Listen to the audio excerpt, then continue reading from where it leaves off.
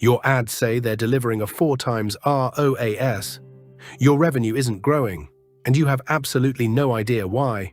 What if the number your platform is showing you, the one you're optimizing your entire budget around, is just wrong? Let's go back to basics really quickly. ROAS, return on ad spend, is simple. You spend $1,000 on ads, you see $4,000 in revenue that the platform credits to those ads. Your ROAS is 4 times. Clean, simple, satisfying. And honestly, that simplicity is why it took off. In the early days of digital advertising, ROAS felt like a miracle compared to what came before. TV, radio, print, you just had no idea what was working. Half my advertising is working, I just don't know which half. That quote's been around forever in the ad industry, and it used to be genuinely painfully true for most businesses. And everyone was happy, until the cracks started showing. And that's what this video is about. Here's where I need you to put on your critical thinking hat for a second. Because the companies reporting your ROAS to you are the same companies selling you the ads. And they get paid more when your ROAS looks good. I'm not saying anyone's sitting in a room twirling a mustache. The incentive structures are just misaligned, structurally. When a platform measures its own performance, and that measurement drives how much you spend with them, you've got a conflict of interest baked right in. Think about it like this. Imagine your real estate agent also ran the independent appraisal service for your home. Technically 2 separate services. But do you think they're really incentivized to tell you your house is worth less than you hoped?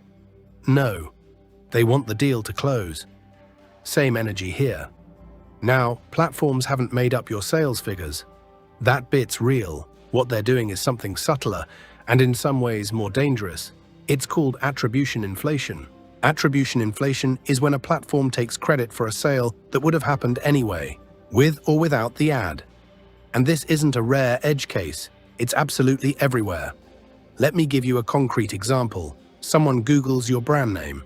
They've already decided to buy. Maybe a friend recommended you. Maybe they saw your product at Target. But there's a branded paid search ad sitting at the top of the results. They click it. Google counts that as an ad-attributed conversion. You pay for that click. Your ROAS gets credited with a sale you were going to make regardless. Or here's another one. Last click attribution, still the default for many advertisers, gives 100% of the credit to the very last touchpoint before a purchase. So if someone saw your YouTube pre-roll ad, your Instagram post, your earned media mention in a trade publication, and then clicked a retargeting banner the day they bought, that banner gets all the credit. The YouTube ad that introduced them to you gets 0, and then multiply this across platforms. Google is claiming credit for conversions. Meta is claiming credit for those same conversions. They're both counting the same customer. Add them up and your total attributed revenue is somehow more than your actual revenue. That's called double counting. And in US digital advertising, it's rampant. These aren't theoretical numbers. These come from incrementality studies run at real US brands, from funded DTC startups to mid-market retailers. The gap between what platforms claim and what's actually true is enormous. So here's the million-dollar question. If ROAS isn't telling you the truth, what does the truth actually look like?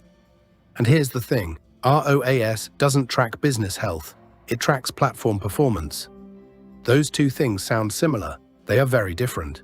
I've talked to marketing teams at US brands who had a gleaming 6 times ROAS on their Meta campaigns.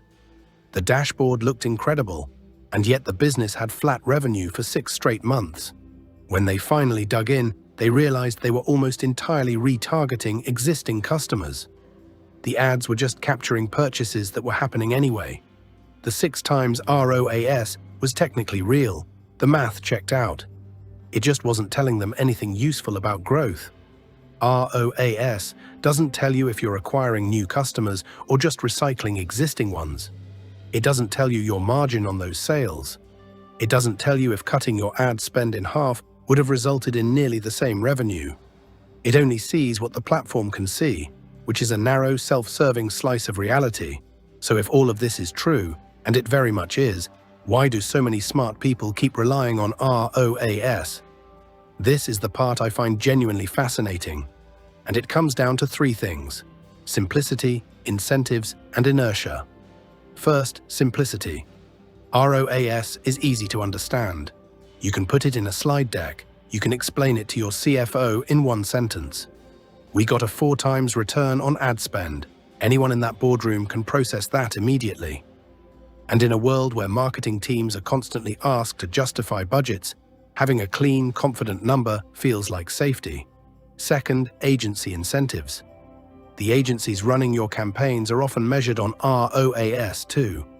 Their performance reviews, their contract renewals, all tied to the same metric. So even if an experienced media buyer knows ROAS is imperfect, they have no structural incentive to surface that to a client. The system rewards impressive-looking numbers, not accurate ones. And third, inertia. We've always measured it this way. One of the most powerful forces in any organization, changing how you measure performance, means implicitly admitting that your past decisions might have been based on flawed data. That's uncomfortable, so most teams don't.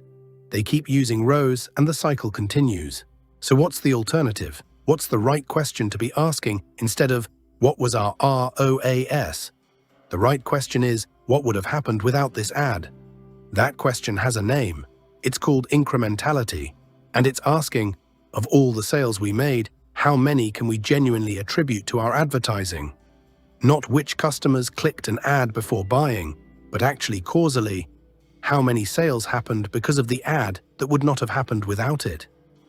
Incrementality is measured through experiments, things like geo-holdouts, where you pause ads in certain US states or DMAs and watch what happens to sales in those markets. Or ghost ads, where you show a control group a placeholder ad instead of your real one and compare conversion rates. The difference between your test group and your control group is your true incremental lift.